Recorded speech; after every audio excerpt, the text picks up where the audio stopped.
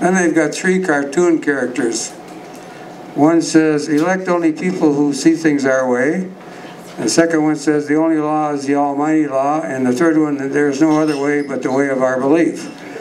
And that, in fact, is what came across in the Republican Party a long time ago, and I could watch it coming my way. And when we got to the election time, I could see that the people who were of that mind bent were being rounded up by the guy who won.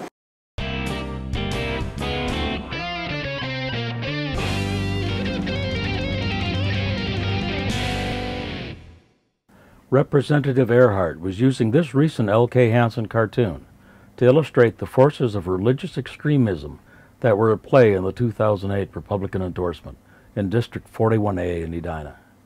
Erhardt, a 9-term member of the Minnesota House, was denied the endorsement for the seat that he held. At the time, he was the most senior Republican member of the House. He was the last pro-choice Republican in the House, too, and he was unalterably opposed to the anti-gay marriage constitutional amendment offered in the legislature by Michelle Bachmann and others.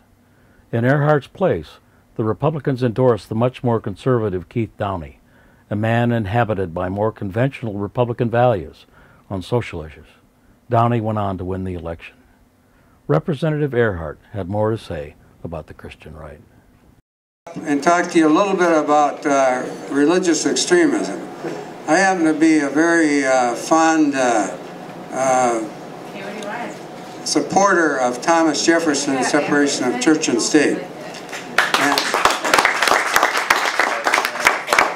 But this isn't the first time in our history. It just happens to be our local, United States local problem. Because if you remember the Crusades, the Christians were at swords point with the Muslims over certain things, including the Holy Land.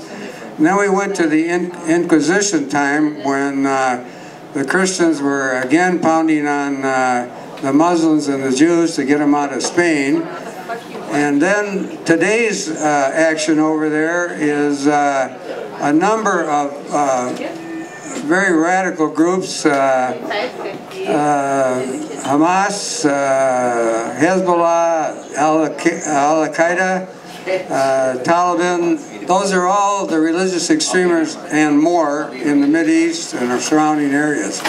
We have our own religious extremists in this country, which is the Christian right. And basically they have invaded and taken over most of the Republican Party.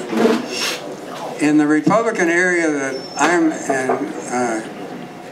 where do you go? Are from? We managed to stave off. I was a moderate Republican. You heard meant I watched the pocketbook pretty closely, but I wasn't afraid about raising taxes if it was necessary. But I was a social moderate, or I'm probably a social liberal, because the things you just heard about and others, I supported. I see no reason that I should be interfering in the bedroom affairs of males, females, or male and female, or anything else that's out there. I just don't think that's the business of government. Now, they always, since I went to the legislature in 1990, I was first elected, they put an X on my forehead, but they were in the minority in my district and not well organized. Why couldn't you bring, it's Edina for God's sake, why couldn't you bring your people to the caucus and, or something else? Because, you know, you think Christian right is in the excerpts, to my mind. Well, they're not. Oh, they're all over. They're all over? I mean, they're not in Minneapolis, because you don't have any churches there, do you? Did you just say you go to one? You go to one. Yeah, no, they have. Okay. You know, I was involved in the legislature for all the time he was organizing. So I would be over there 8-10 hours a day, and he was doing all of his. Were you replaced by Jeff Rochelle? No. Well, we should do him too, at another time, but not this election.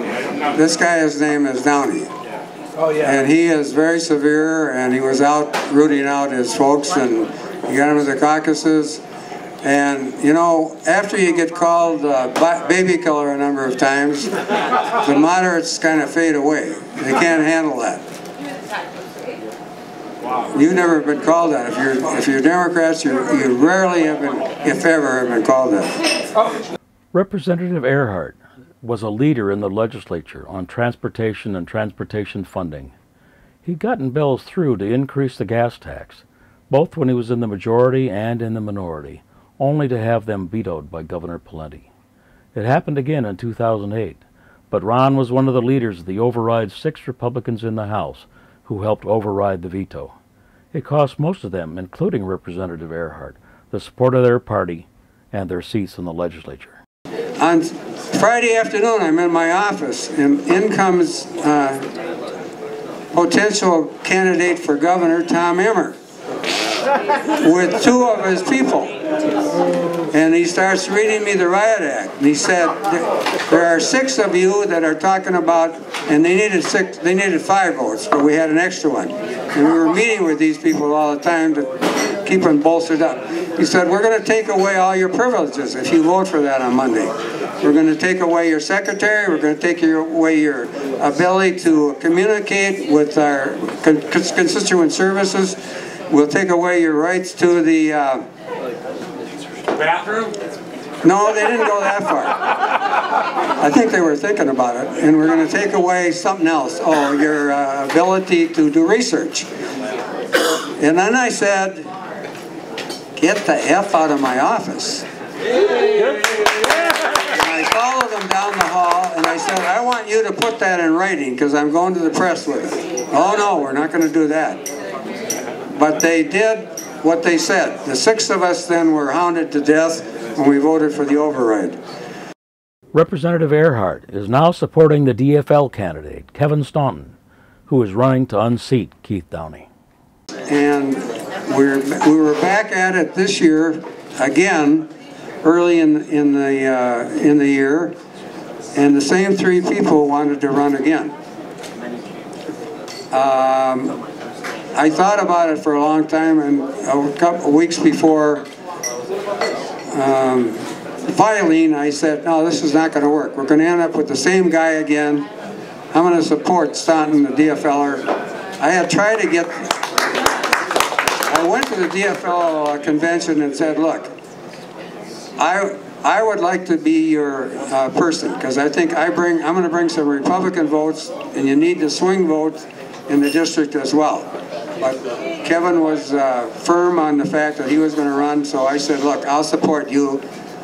I have written a very vicious letter, not vicious, nasty letter to the local paper. They've just mailed that out. I don't know if Kevin is going to prevail or not. I think it's going to be a very close race, but we need to get rid of the incumbent.